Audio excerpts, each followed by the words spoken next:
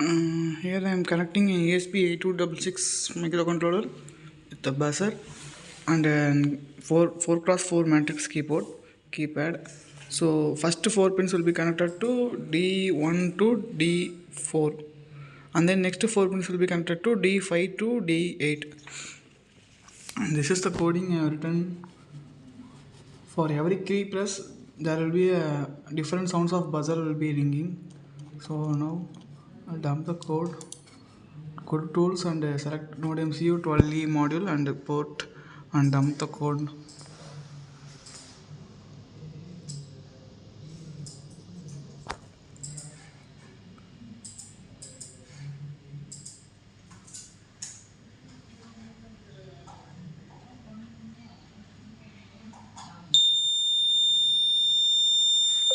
Scripting, uploading.